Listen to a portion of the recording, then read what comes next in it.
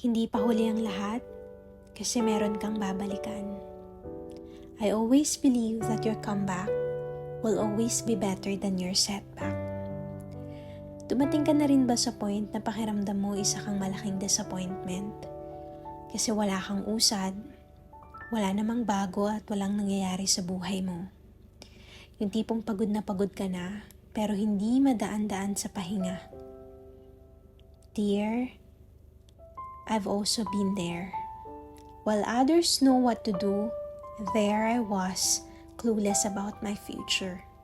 Little did I know, that will be my turning point to come to know God on a deeper level.